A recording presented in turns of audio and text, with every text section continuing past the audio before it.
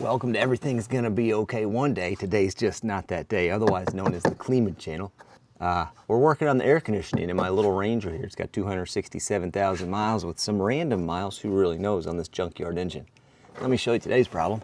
By the way, if you're from the Captain Cleaning Channel, this is a different channel, so make sure you're subscribed to it.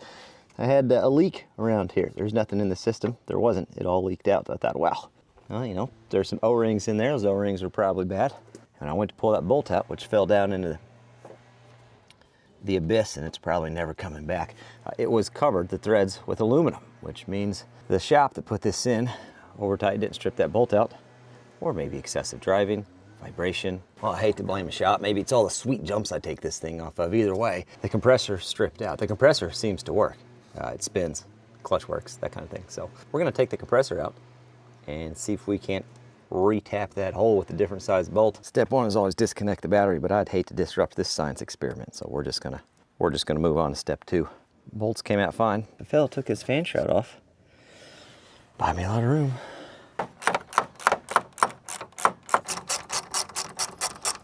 That's a one-piece shroud. I can't take it off unless I take the fan off. Fitting loose for me. And sometimes the fitting falls out, but it looks like she's loose. It's the only wrench I have that fits this.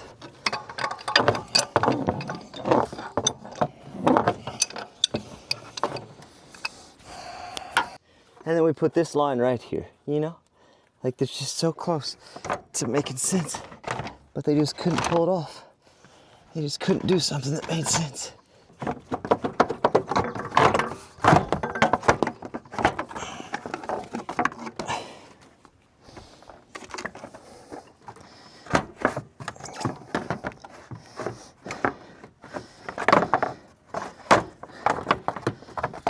Now we finally have access to the tensioner, so that's good. You know, we're making... Is that man using a torque wrench? Yeah, that's probably not the best move, but that's what I got handy. We'll release the tensioner. So that gives me enough to get the belt off. There we go.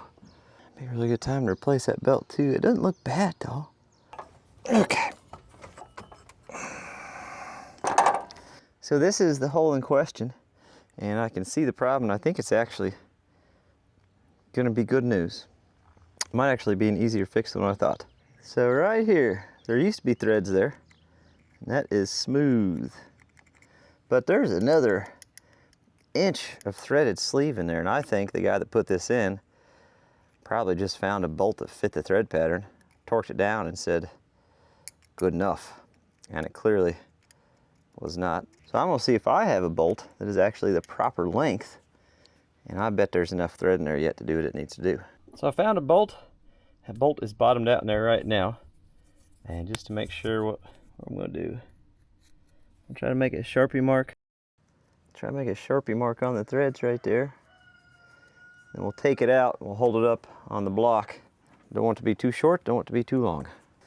I'll hold it on the block down here. It's a little aluminum block, quarter short. Good news, take two. I think we've got it. We're gonna try her out. I got my O-rings cleaned off. These are brand new O-rings, by the way, because I thought the O-rings might be the problem. We were wrong, but that's okay. Just run them in. I'm not gonna tighten or torque these down yet. I just want to make sure this bolt in the back's gonna do what I need to do first. Are you serious? Thank you.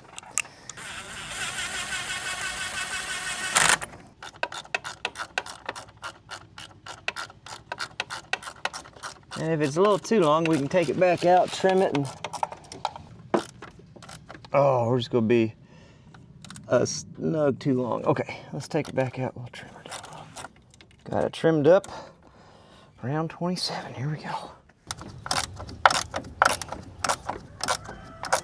Making sure it actually pulled up tight and didn't deadhead in there, but no, it looks good.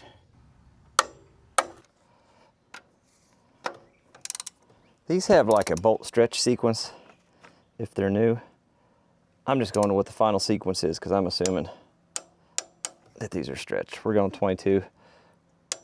I gotta change oil in less than a few hundred miles, so I'll just double check them whenever I do that. Make sure we're on all the way. Come on.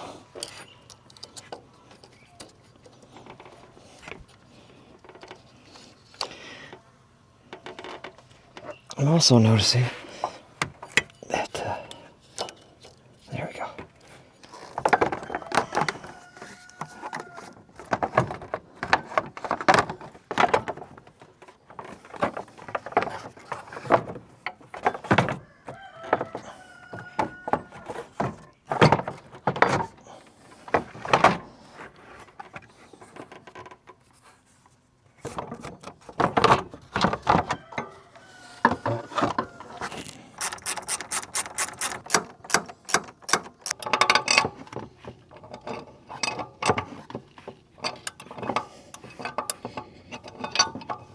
My theory is pretty simple. Once it's on there, it's probably not gonna spin the wrong way. Had to move under the carport because we started getting a little rain, but we're gonna try something I've never tried before. We're gonna try to vacuum down and charge our own system. I picked this kit up. There are like, this is this brand. They didn't send me this. I think I paid 150 bucks for this on Amazon. There's like a dozen different companies. I'm sure it's all the same, but it comes with gauges, little vacuum pump, some oil, some vague instructions, and a case. Kind of handy. Now we're gonna see if we can't figure this out. There are probably a dozen different brands of these. I don't know what's better and what's not. I don't know anything about it at all. But I do know I have access to YouTube, and we're gonna follow some YouTube tutorials and see if we can't figure it out. I'm gonna make sure this is closed too. I'm just making sure everything's closed before I hook it up. Blue's going to the low side. Red's going to the high side, which I don't see that yet. Time out. There's my high. Oh, there it is right there. It even has an H on it. Now I have been told to never open the high side gauge. We only open the high side connection, and it's just for metering purposes. Something about the high side has more pressure than the low side, and if you open the gauge, somehow it screws it up. I don't know. I'm just going to take that advice. See this guy right here? 2 Car Pros. I've watched a tremendous amount of videos. 2 Car Pros, how to vacuum down and recharge your A system easy. 4 years ago, 1.3 million views, is by far the most user-friendly one that I've found yet. So let's try it. Okay, he says remove the cap, fire it up, and make sure we actually have suction. That's a good tip. I like that tip. Oh yeah. And then we took the cap off the exhaust side. Okay, check. Then he says open the low side. That is, just double checking it was closed. And then double checking that we've got this open. And then we run the vacuum, and hopefully we see some vacuum up here.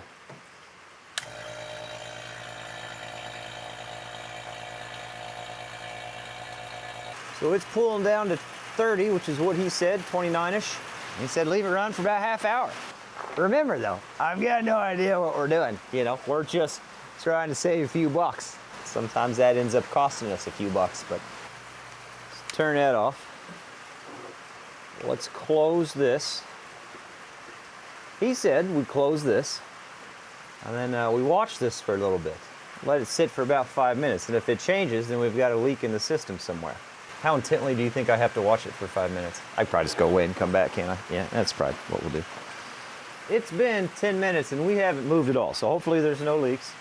Next we're supposed to unhook the vacuum. This is the line we're gonna hook our refrigerant up with.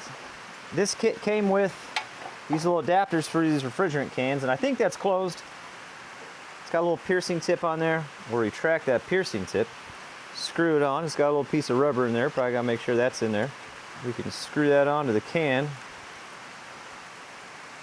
And then we can attach this, and I think we're good to go. He does recommend turning the can upside down.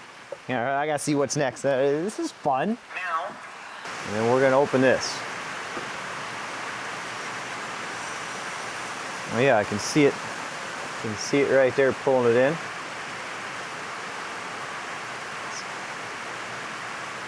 Okay, we're doing something. This valve is closed tight. That is open. and we're just letting her run in. So I think this can's empty, feels empty. I'm gonna close that valve, not inhale. Hopefully this is right. If that's closed, nothing should come out, right? Don't breathe in, just in case. Just a little residual. Okay, so he says the AC compressor won't kick on unless there's enough pressure in the system. That can still got a little bit more, or about 60 pounds. He was closer to 100 when he started, but he had a big keg because he's a professional. We're gonna see if that's enough to get the AC compressor to kick on, get it fired up, and then we'll add some more of this. He says until it's around 250 on the high side. This is one big experiment at this point. Let's put this cover back on so we don't lose it.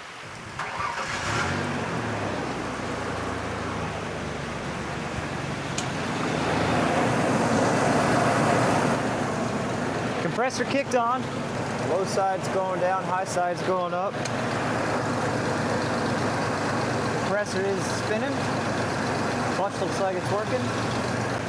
So we'll add some more. See if there's any left in that can. I think that can is empty. Yeah. Make sure that's snugged down. Open this.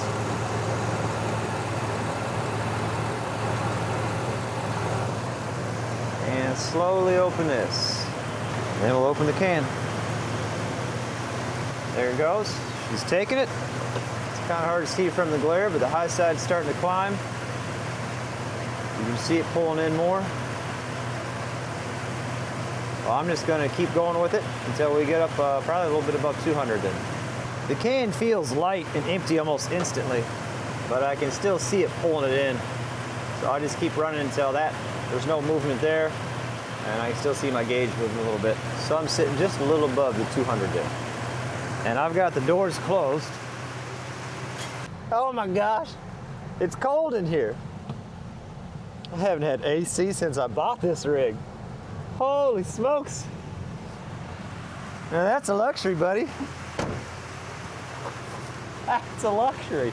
You're telling me I can drive to work and not have the windows down when it's 110 degrees out? Whew. So here's the normal tone. This has a little sniffer there. If I put it up to the can, hear how she gets all excited? Pretty basic concept. Anyway, we're gonna put this up and around this block on both sides.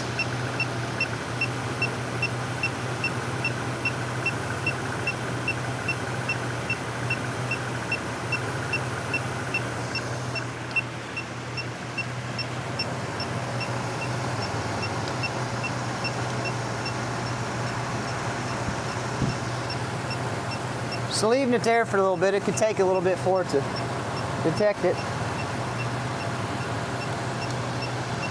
I think there's always a chance that the fan could be blowing around enough around that block that it might not pick up a small leak. It's a pressurized system, so there's still gonna be pressure in it. It would still leak out even with the truck off if it was leaking.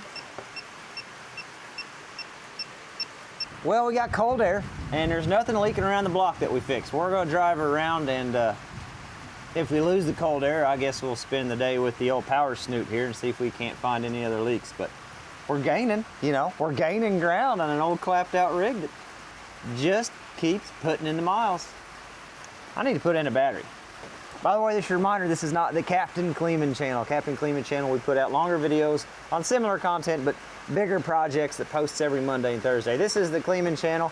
We just post when we get stuff that breaks. Good news for you, it breaks a lot. Okay, all right.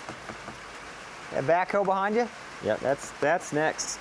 That'll be on the Captain Kleeman channel. Oh, and thanks for watching. Not a how-to, not a professional, just a guy that can't afford one. You know what I mean?